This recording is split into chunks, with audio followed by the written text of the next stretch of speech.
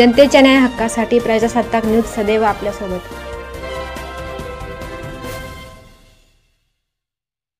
सहकार महर्षी भाऊसाहेब थोरात सहकारी साखर कारखान्याचा ऊस गळीत हंगामाचा सांगता समारंभ संपन्न।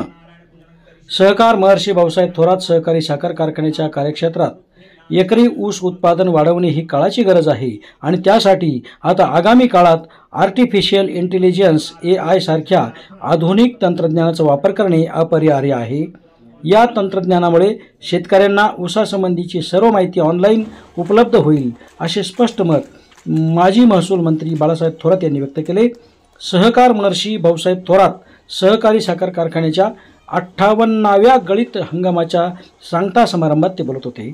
आज यावेळी अध्यक्षस्थानी चेअरमन बाबासाहेब ओहोळ होते, तर व्यासपीठावर माजी आमदार डॉक्टर सुधीर तांबे, सौ कांचनताई थोरात, सौ दुर्गाताई तांबे, बाजीराव पाटील खेमनर यांच्यासह विविध संस्थांचे पदाधिकारी कार्यकर्ते उपस्थित होते। थोरात यांनी आपला सहकार महाराष्ट्रात आदर्शवत असल्याचे सांगत या कारखान्याने नवीन तंत्रज्ञान आत्मसात करत काळानुसार बदल केले आहेत। 5500 मेट्रिक टन क्षमतेचा कारखाना असून 30 मेगावॅट वीज निर्मिती सुरू आहे। मागील वर्षात या 5 कोटी युनिट वीज वितरित केली असून रिकव्हरी चांगली राखली आहे असे नमूद केले। आपण कायम चांगले व प्रामाणिक काम केले, कोणापेक्षाही आपण सरस आहोत। सहकार चांगला आहे आणि आपली राजकारणाची पद्धत व परंपरा चांगली आहे, ती टिकवायची आहे। हे सर्व मोडून काढण्याचा प्रयत्न होणार आहे, पण त्या ठिकाणी वेळीच प्रतिकार आपण केला पाहिजे असा स्पष्ट इशारा त्यांनी दिला। माजी आमदार डॉक्टर सुधीर तांबे म्हणाले, सहकार महर्षी भाऊसाहेब थोरात यांचे तत्व घेऊन शेतकरी व सर्वसामान्य जनतेची तळमळ असलेले व्यवस्थापन येथे आहे। संगमनेरच्या सहकाराचा अत्यंत शुद्ध भाव असून कष्ट करणाऱ्या शेतकऱ्यांच्या ऊसाला चांगला भाव देण्याची परंपरा या कारखान्याने कायम जपली आहे। उत्कृष्ट व्यवस्थापन हे या सहकाराचे वैशिष्ट्य राहिले आहे। या कार्यक्रमात सामाजिक कार्यकर्त्या कांचनताई थोरात यांच्या वाढदिवसानिमित्त त्यांचे अभिष्ट चिंतन करण्यात आले। दुर्गाताई तांबे यांनी कांचनताई यांच्या सामाजिक कार्याचा गौरव केला। सलीम शेखचा प्रतिनिधी हुसेन पटेल।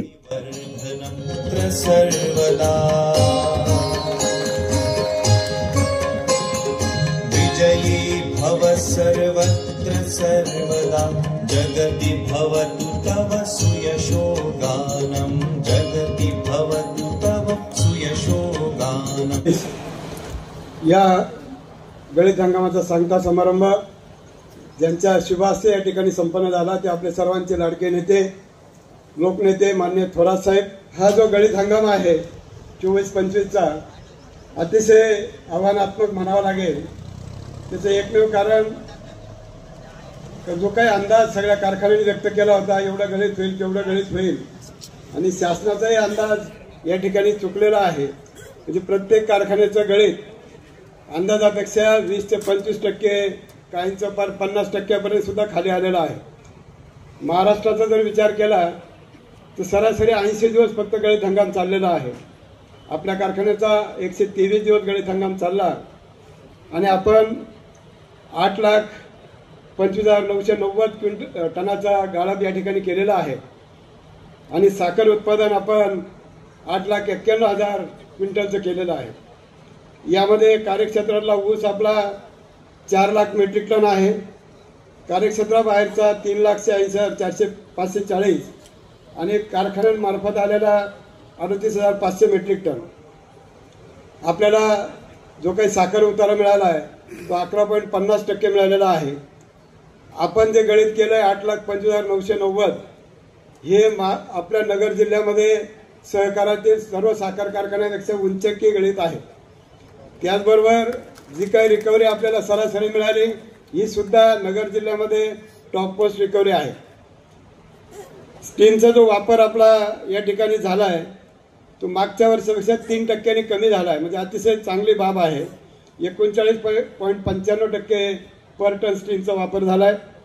आपण आपल्याकडे जे काही 2 बॉयलर्स आहेत 80 टनाचे, त्याच्यावर आपण स्टीम तयार करून जे काही जनरेशन करतो 30 मेगावॅटचं कोजन आहे आपल्याकडे, त्याच्यावर आपण 7,49,31,000 एवढे युनिट वीज निर्माण केलेली आहे।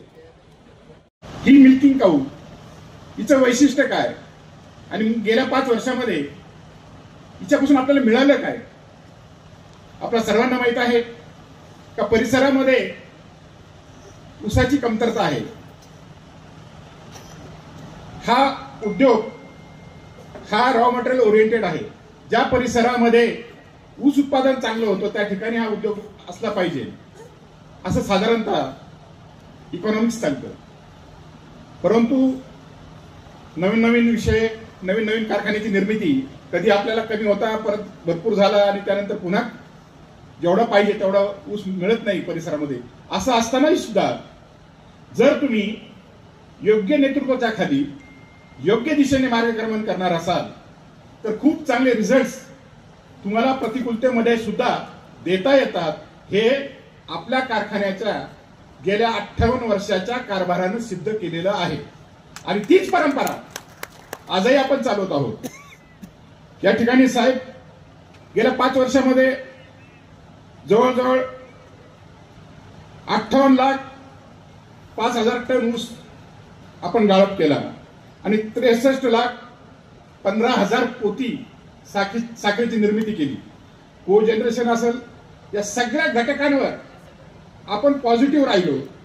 आणि सगळ्यात महत्वाचं असतं तर जो ब्रेक इव्हन पॉईंट, कमीत कमी गाळप किती झालं पाहिजे, ज्या अर्थानं जो ओव्हरहेड्स आहे किंवा जो स्थिर खर्च आहे हा तिथून पुढे होत नाही, हे जे पॅरामीटर्स आहेत तो जो ब्रेक इव्हन पॉईंट आहे गेली 5 वर्ष आपण कायम साधत राहिलो आणि त्याचा परिपाक आहे का 5 वर्षामध्ये 255 कोटीचं कर्ज आपण नील केलं. 6-7 एकर जागा या परिसरामध्ये घेतली. 38 कोटीचं भाग भांडवल कारखान्यामध्ये घातलं. 20 कोटीची इमारत उभी राहिली. त्याचबरोबर 85 कोटीची डिस्टलरी उभी राहत असताना, डिस्टलरी चालू होत असताना सुद्धा इतर कारखान्यांना त्यांचा दैनंदिन खर्च भागत नाही. आपण 18 कोटीचं पहिला हप्ता फेडलाय सुद्धा. लक्षात घ्या हे कशामुळं, ज्या नेतृत्वाने आपल्याला आदर्श दिलेले आहेत आणि ज्या नेतृत्वाखाली आपण कार्यरत आहोत. या समारोप होत असताना एक अत्यंत सूक्ष्मपणाने, अत्यंत बारकाईने, काळजीपूर्वक नियोजन करून हा गळीत हंगाम अत्यंत यशस्वीपणाने प्रतिकूल परिस्थितीमध्ये पार पडला. त्याबद्दल मी सन्माननीय संचालक मंडळ, चेअरमन, व्हाईस चेअरमन आणि अधिकारी वर्ग यांचं मनापासून अभिनंदन करतो. कोगरकर साहेबांनी संपूर्ण अहवाल आपल्यासमोर ठेवत असताना किती बारकाईने विचार, मी नेहमी विचार करतो आणि मला नेहमी एक आपल्या सर्वांसाठी आदरणीय दादांनी खऱ्या अर्थाने एक सूत्र घालून दिलं.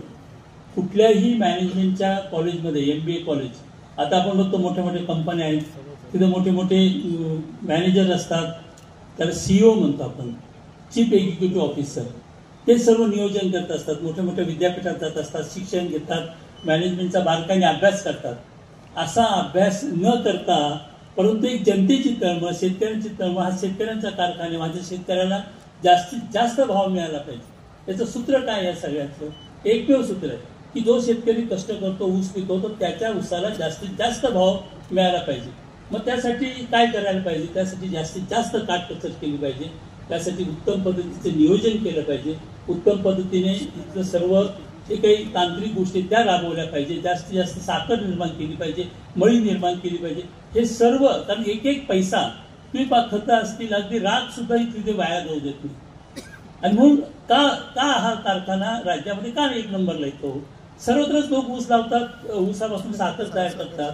मग वेगळं पण काय आहे या कारखान्याचं? तर हे वेगळे पण आहे की शेतकऱ्यांविषयी, सहकाराविषयी असलेली तळमळ आणि त्याविषयी असलेला शुद्ध भाव फार महत्वाचा आहे. आता हा शुद्ध भाव सगळीकडे हरपत चाललेला आहे. लोक फक्त खाबुगिरी चालले जिकडं तिकडं. सहकारात काय पाहतो आपण? चांगल्या सहकारी कारखाने जप घ्यायला आले, मोठ्या मोठ्या सहकारी बँका अस्तित्वातच राहिले. जसं काही धरणीकंप होतो आणि पृथ्वी गिळून घेते तशा प्रकारे मोठ्या मोठ्या बँका तिथं लयास गेल्या. अनेक संस्था, कुठेही दूध संघ चांगल्या पद्धतीने चालू नाही. पण संगमनेरच का चालतंय याचा विचार खऱ्या अर्थाने संगमनेरचे नागरिक म्हणून, संगमनेरचे शेतकरी म्हणून, बांधव म्हणून आपण विचार केला पाहिजे. आणि जेव्हा ही सहकारी संस्था इतक्या परिणामकारक चालते, त्याच्या अनुषंगाने ज्या काही डेव्हलपमेंट झालेल्या आहे, मग ते शैक्षणिक असेल. आता आम्ही फिरतो, गावोगाव लोकांना भेटतो, प्रत्येक कुटुंबामध्ये मी पाहिलं की कोणतरी मुलं, आई वडील असतात घरी, म्हातारी आपल्या ग्रामीण भाषेत, पोरं कुठे कोण बँगलोरला आहे, कोण पुण्याला आहे, कोण बरेच जर्मनीला आहे, कुठे अमेरिकेला आहे. हे कशातून आलं? आपल्या इथल्या या कॉलेजमध्ये मला एकाने खूप चांगलं सांगितलं. वेगळ्या पद्धतीने हा सांगता समारंभ घेतो आहे. वेगळंपण यामध्ये एक आहे की आपण आपल्या अमृत समूह जो आहे, आपला अमृत उद्योग समूह, त्यातली बी आपली काही अधिकारी कर्मचारी यांना सुद्धा निमंत्रित या निमित्तानं केलेलं आहे. थोड्या दिवसापूर्वी काही उद्घाटनाचे कार्यक्रम झाले, त्यावेळेस सर्व शेतकरी कार्यकर्त्यांना गावगावून दोन्ही तिन्ही तालुक्यातून ते आले होते आणि त्यामुळं परत त्यांच्याशी संवाद करण्याऐवजी आता तुमच्याशी या निमित्तानं तुम्ही सुद्धा सगळेजण या परिसरात यावा साखर कारखान्याच्या, तुम्ही सुद्धा थोडंसं फिरून पाहावं. आतमध्ये काय आहे, कसा आहे कारखाना, कशी आहे डिस्लरी, कसं को जनरेशन होतं, वीज निर्माण होते म्हणजे कशी होते, अल्कोहोल आपण निर्माण करतो किंवा आता इथेनॉल निर्माण होतं, ती प्रक्रिया कशी असते. आता स्पेंट वॉश जाळण्याकरता सुद्धा आता आपण केलेली जे बॉयलर उभे केलेले आहे, हे सगळं सहज जर परिसर आपण पाहिला तर तुमच्या बऱ्याचशांच्या असं लक्षात आलं असेल का आपण खूप जवळ होतो पण आपण काहीच पाहिलं नव्हतं असं वाटून जाऊ शकतं. आणि पाहिलं म्हणजे वाटतं का रे हे असं होतं. आज घरी गेल्यावर तुम्ही बोलणारच आहे का रे साखर कारखाना पाहिला मी, आज को जनरेशन पाहिलं, विजेची निर्मिती पाहिली, अल्कोहोल निर्मिती पाहिली. त्याचं हे सगळं पाहिल्याचं एक थोडासा जे भावनिक असं जे असतं का अरे हे पाहिलं आपण, इतके जवळ असून आपण पाहिलं नव्हतं. एवढं मोठं काम उभं राहिलेलं आहे की जे महाराष्ट्रामध्ये आदर्श ठरलेलं आहे, ते पाहण्याची संधी मिळालेली आहे. याचा आनंद मला वाटतं तुम्हाला तरी झाला असेल असं माझं मत आहे. कुटुंबाचे आपण सदस्य आहोत, वेळेला आपण अधिकारी असो, कर्मचारी असो, वेळेला कार्यकर्ता म्हणून सुद्धा आपण असतो. आणि काही असलं तरी आपल्याला पुन्हा हे सगळं कुटुंब जपायचं असतं, ही भावना असणं महत्वाचं असतं. कधी कधी असतं मनात, मग माझं प्रमोशनचं थोडं इकडे तिकडे झालं, माझं इन्क्रिमेंटचं काय झालं, माझं अमूल झालं, चालू राहतं, ते चालू असतं. पण शेवटी कुटुंब हे लक्षात ठेवलं पाहिजे. कुटुंबामध्ये कधी कधी असतं एखादं कमी पडतं म्हणून कुटुंब माझं नाही म्हणत नाही माणूस, त्याच्याकरता उभंच राहतं. म्हणून कमी जास्त काही असलं थोडंफार इकडं तिकडं तरी हे कुटुंब जपलं पाहिजे, हे पहिलं आपल्या सगळ्यांच्या मनात असलं पाहिजे. या मताचा मी आहे. मला अनुभव सुद्धा आहे. म्हणजे इतके इलेक्शन केलेत, राजकारण केलंय, वर्षानुवर्ष 8 वेळा विधानसभेत गेलो, मधल्या इलेक्शन असायचे, याच्यात नाही म्हणलं तरी तुम्ही एकदा बाहेर पडले कार्यकर्ते होत असता, याची जाणीव मला आहे. आपल्याच कुटुंबाचेच कार्यकर्ते होत असतात याची जाणीव आहे. तुमचं योगदान मोठंच आहे, मोठं योगदान आहे आपल्या सगळ्यांचं या सगळं विकासामध्ये.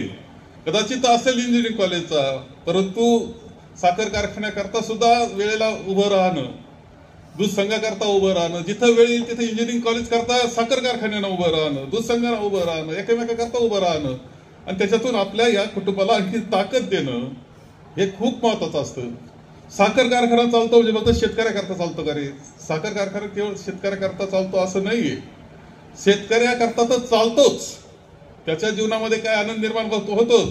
कामगार, अधिकारी, कामगार यांच्यासाठी सुद्धा मदत होत असते. कोणतीही संस्था असो. विद्यार्थ्याकरताच फक्त कॉलेज चालतं का? आपलं कुटुंब त्याच्याकरता असतं. दूध उत्पादनाकरता चालतं का? त्याच्यात आपलं कुटुंब सुद्धा असतं. जिथं अशी सहकारातली व्यवस्था नाही किंवा कोणत्या कारखानदारी नाही, त्या भागात कसं असतं हे मुद्दाम जाऊन काही भागात पाहावं. कोणाचं नाव घेत नाही मी, कारण उगाच कोणाला बोट लावायला नको. रस्त्यावर माणसं नाही भेटत, अशी अवस्था असते. कारण तिथं सगळं आहे, पाऊस पाणी कदाचित असतं, सगळं असतं, पीक असतं, पण कारखाना बंद पडलेला असतो. तिथला शेतकरी सुद्धा वाऱ्यावर गेल्यासारखी परिस्थिती असते. तो त्याचा ऊस जावा म्हणून पळत असतो या कारखान्याकडे त्या कारखान्याकडे, ही अवस्था होत असते. तेव्हा दूध संघ सुद्धा चालतो तेव्हा चालतो. आपण सगळ्यात चांगला भाव देण्याचा कायम प्रयत्न केलेला आहे. जिथं दूध संघ सक्षम नाही सहकारातला, तुमच्यापेक्षा 5 रुपये तिथला शेतकरी कमी घेतो एका लिटरला. तेव्हा मी बोलतोय, कोणाला असं वाटलं की मी बोलतोय काहीतरी प्रचार की असं वाटत असं, जरूर तपास करा, मला सांगायला या की नाही तुम्ही म्हणता ते खरं नाही. तालुक्यांचे नाव वाटलंच माझ्याकडून विचारून घेऊन जा, शेजारी पाजारीचे. 5 रुपये कमी घेतो तो दूध उत्पादक शेतकरी. म्हणजे ह्या सगळ्या व्यवस्थेचा, उद्योग समूहाचा, आपली सहकारी औद्योगिक सहकारी औद्योगिक वसत आहे. आज किती मुलं तिथं, किती माणसं काम करतात पहा ना, काय 2-4 हजार तर नक्की असतील. 10,000 काम करतायत. कांचनचा चांगला सत्कार केला, वाढदिवस केला. एवढा मोठा वाढदिवस असं झालं नव्हतं अजून कधी, इतके मोठे सगळेजण बसलेले वाढदिवस. पण चांगली गोष्ट आहे, नशिबाने. पण मी नशिबान ज्यादा आहे, तुम्हाला खरं सांगतो, तुम्हाला नाही सांगत. तुम्हाला तुमची काय परिस्थिती असेल मला माहित नाही, मला मात्र काही त्रास नाही. काही डोक्याला त्रास नाही, खरं सांगतो. म्हणजे याच्यापेक्षा काय नशिबात तुमचं तुम्हाला माहिती बरं का, म्हणजे जास्त म्हणत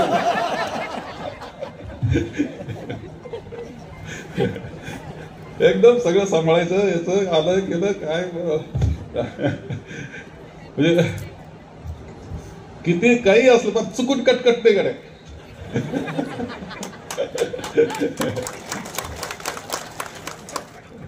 म्हणजे ते थोडं नशीब असतं का रे, असं काय करता तुम्ही? टाळ्या वाजवत त्याचा अर्थ कळतो मला. तुमच्या चांगले मला माहिती, नानासाहेब तसं काही नाही, मला माहिती. म्हणून ते काय, तुम्ही वाढदिवस केला, आपलं कुटुंब आहे, कुटुंबात आपला सदस्य आहे, सदस्याचा वाढदिवस आपण करतो, तसं तिचा केला, ठीक. याचा आनंद मला सुद्धा आहे. साखर कारखाना हा चालतो ना, मी तुम्हाला गमतीदार सांगतो की साखर कारखाना चालतो, सुरू करतो आपण, त्या दिवशी सुद्धा पूजा घालतो, शेवट दिवशी सुद्धा पूजा घालतो. साखर कारखाना चालतो याचा अर्थ एवढेच चाकं फिरत असतात, इतकी गती असते त्या चाकांना. त्या सगळ्या याच्यात हे सगळे कामगार वावरत असतात, इंजिनियर्स वावरत असतात, अधिकारी वावरत असतात, तिकडे ट्रका चालू असतात, भरभरून ट्रका येत असतात. ते आता ट्रॅक्टर ते जुगाड 2-2 ट्रॅल्या पाठीमागे तुम्ही पाहिले असतील, एवढं असून पळवीत असतात. कुठं घालतात, कसे रस्ते राहिले नाहीत, अशा अडचणी त्यात जातात, ते ऊस भरतात, आणतात. आणि त्या बैलगाड्यावरचा तो ऊसतोड कामगार, तिची ती माऊली, अरे उन्हामध्ये तिथंच ती सावली करतात वरून चादरीची, आणि खाली बसतात आणि बैलगाडी चाललेली असते. रात्रभर जागतात, ऊस तोडतात. तो रात्रीचा जास्त ऊन होण्याच्या आत घेऊन येणं याच्याकरता प्रयत्न चालला असतो. मध्ये तो कुठेतरी तळ असतो, तिथे त्या झोपड्या असतात, ते मुलं बाळ, ते सगळं. तेव्हा आपण एक लक्षात ठेवा तुम्ही, आपण आपलं कुठं राहतो ना, हे नाही ते नाही. अशा वेळेस असे कुटुंब पाहिले पाहिजे का किती कष्टानं जीवन ते जगत असतात, किती श्रम त्यांच्यामध्ये असतात. आणि अनेक आत्मचरित्र आता आलेले आहेत की जे ऊसतोड कामगारांच्या मुलं मोठे झाले आणि त्यांनी आत्मचरित्र लिहिले आहेत, मोठ्या मोठ्या जागेवर ते गेलेले आहेत. कसे शिकले असतील, काय झालं असेल, खरं पहा ना तुम्ही, विचार केला पाहिजे त्याचा. मग म्हटलं पाहिजे का अरे त्या मानानं आम्ही खूप नशिबाने, असं मानलं पाहिजे. हे सगळं. त्या बैलगाड रात्रंदिवस चाललेल्या, ट्रका चाललेल्या, ट्रॅक्टर पळतायत, इथं मशिनरी चाललेली, ते क्रशिंग चाललेलं, टेन्शन, कधी कधी काही अडचणी येत असतात, ते ब्रेकडाऊन होत असतात. हे सगळं चाललेलं असतं. हे आता काही दिवस, आता यावेळेचा सीझन कमी झाला, सहसा 180 दिवसापर्यंत आपण जात असतो, परंतु यावेळेस सीझन जरा 123 दिवसाचा झाला. ऊस कमी होता. एक गोष्ट तुम्हाला सांगतो, खूप बदल आपण जगाबरोबर राहण्याचा प्रयत्न कायम केला, जगाच्या पुढे कसं राहता येईल याचा विचार आपण केलेला आहे. जर चांगलंच आहे तर आपलं चांगलं टिकवण्याची जबाबदारी एकटी माझी असं समजायचं कारण नाही. काय झालं असेल विधानसभेला जेव्हा त्याचा विचार आपण आता पुढे चालायचं आहे आपल्याला. कदाचित नियतीची इच्छा असेल तर दुसरं काहीतरी मोठं काम करायचं, निळवंड्याचं झालं आता दुसरं काही करून घेऊ आपल्याकडून, असं समजू आपण. काय बिघडत नाही. 40 वर्ष आपल्याला जनतेने खूप चांगलं संधी दिली. राजकारण तर आपण शेवटी असतंच, त्याशिवाय राजकारणाशिवाय शेवटी ही जी परंपरा संगमेर तालुक्याची आहे, संस्थांची, राजकारणाची, प्रामाणिकपणाची, चांगल्या बंधुत्वाची, इथं चालवण्याकरता शेवटच्या क्षणापर्यंत प्रयत्न करावाच लागणार आहे आपल्याला. ते चुकणारच नाही. आपल्याला मोडण्याचा प्रयत्न होणार 100%, तोडण्याचा प्रयत्न होणार. काही लोकांना नको आहे सगळं, आपलं पाहवत नाहीये, पण ते पाहवत नाही तरी शेवटी आपण थांबून चालणार नाही. कुणी मोडण्याचा प्रयत्न केला तर प्रतिकारही तसा आपल्याला करावा लागणार, ही वस्तुस्थिती आहे. आणि त्या पद्धतीनं आपण पुढे जाऊया. आणि म्हणून आजच्या निमित्तानं चेअरमन, व्हाईस चेअरमन, संचालक मंडळ, तुमचे एमडी, तुमचे खाते प्रमुख, तुमचे कर्मचारी, सगळे शेतकरी, तुम्ही सगळ्यांनी जे काम केलं आणि सुंदर पद्धतीचा हा गळीत हंगाम संपन्न केला, याबद्दल तुमचे खूप अभिनंदन करतो. पुढच्या काळाकरता सगळ्यांना खूप शुभेच्छा देतो आणि 2 शब्द संपवतो. आपल्या परिसरातील ताज्या घडामोडी पाहण्यासाठी आजच प्रजासत्ताक न्यूज 24 ला सबस्क्राईब करा आणि रहा अपडेट. तसेच लाईक अँड शेअर करायला विसरू नका. प्रजासत्ताक न्यूज सदैव आपल्या सोबत.